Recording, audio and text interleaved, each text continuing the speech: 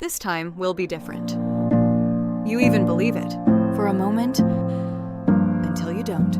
Emma did the same thing. She bought a new journal. Again, wrote on the first page, "New life starts today." Clean handwriting, clear intention. Day 2, empty. Day 5, she stopped opening it, but she didn't feel like she failed. No, she felt like she tried.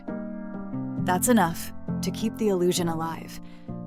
Welcome to Unspoken Reality, where nothing here is meant to comfort you, only to show you what you already know. But keep avoiding. You say you want to change. No, you want to feel like you are changing. Jason wakes up at 6 a.m., takes a photo of the sunrise, posts it. Discipline mode. By 9 a.m., he's back in bed, scrolling, avoiding the one thing he said mattered, but the post is still there. People liked it. He felt productive. That's all he needed. He didn't lie. He just didn't continue. That's the pattern. You don't chase change. You chase the feeling of starting. Because starting feels powerful. It gives you control. It gives you identity, but continuing. That's where truth lives. And truth is uncomfortable. So you restart. Again and again and again. New plan, new mindset. New version of you, same ending. David bought 3 online courses, watched the first 10 minutes of each, took notes, highlighted lines, felt sharp, closed the laptop, said, "I'll go deeper tomorrow." Tomorrow never came, but the notes are still there. Proof that he's working on himself? No, he's collecting evidence to protect himself from the truth. He's not trying, he's preparing to feel like he tried. That's the difference. You don't need results. You need justification. And your brain is very good at it. You clean your room, but ignore your life. You watch motivation. Instead of acting, you plan your future. Instead of building it. And every small action gives you just enough relief to not face the bigger one. That's not progress. That's sedation. You're not moving forward. You're managing your guilt. Let that sit. You said you wanted to change, but look at your patterns. Late nights, endless scrolling, delayed decisions. You don't break habits. You decorate them, make them look better, feel better, sound better, but they're still the same. Just upgraded lies. You call it healing, but nothing is changing. You call it learning, but nothing is applied. You call it waiting for the right time, but time has been waiting for you. And you know it. There's a moment every day, a small one, where you know exactly what you should do, and you don't do it.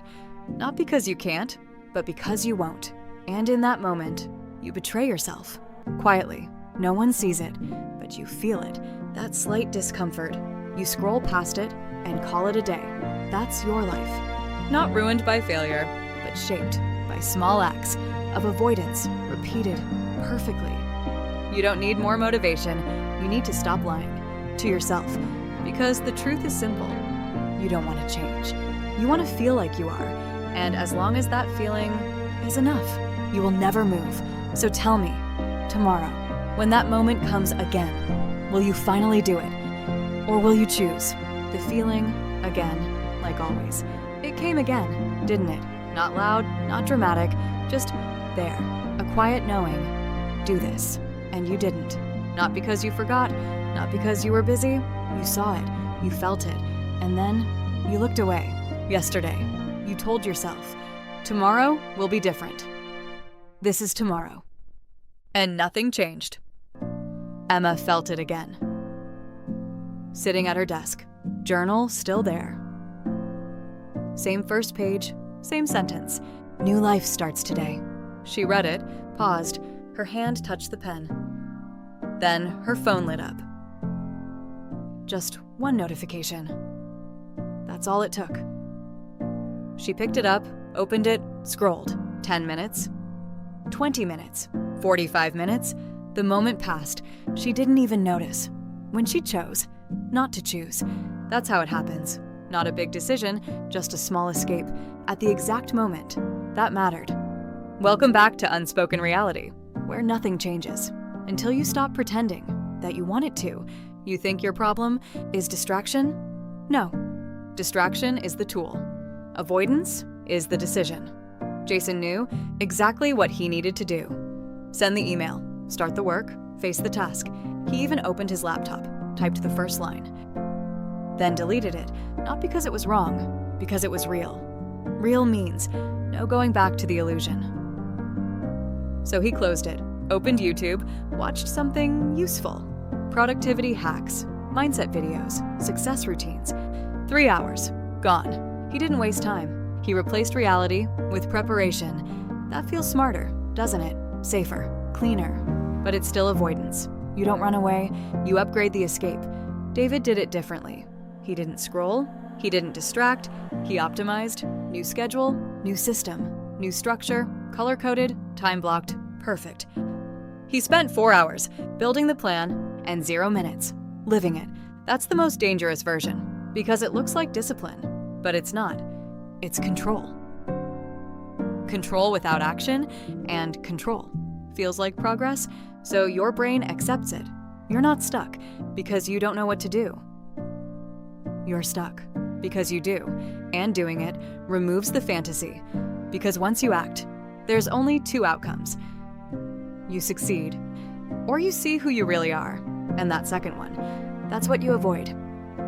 Because right now, you still have a story. I could do it if I really tried. That story protects you, because as long as you don't fully try, you never have to face what happens if you fail. So you stay here, half in, half out, planning, starting, restarting, never arriving. That's not confusion, that's strategy. A quiet one. You delay the truth by never reaching it, and every day, you repeat it. Wake up, think about change, touch the edge of action, step back, again, again, again, and each time, it gets easier not to act. That's the part no one tells you. Avoidance is a skill, and you've been practicing it for years. You don't even notice it anymore. Like when you say, "I'll do it later." You don't mean later, you mean not now. And not now becomes not today becomes not this week. And suddenly, your life is built on delay. Emma told herself, I just need the right mindset. So she waited to feel ready, waited to feel clear, waited to feel motivated.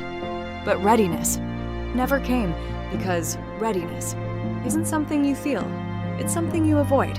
If you were ready, you would have already done it. Let that sit. Jason said, I need more time. But he had time. He just didn't use it on what mattered. He used it to avoid what mattered. That's different, David said. I'm building a system. But systems don't change you. Action does, and he knew that. They all knew, and so do you. There is no missing piece, no secret, no hidden method. Just a moment, the same moment, every day, where you either act or you escape. And you keep choosing escape. Not because you're weak, because it's easier to live with potential than to face reality. Potential never disappoints you. Reality does. So you protect your potential by never testing it. That's why you stay where you are, not trapped, protected by your own decisions. You think you're waiting? You're not. You're choosing not to move again and again and again until one day you stop noticing the moment. And when that happens, you don't just avoid change, you become the person who avoids completely. No resistance, no guilt, no awareness, just repetition. That's when it's permanent, and you're closer to that than you think. Because every time you see the moment and walk away, you train yourself to do it again. Faster, quieter, easier. So now, let's stop pretending. You know what to do.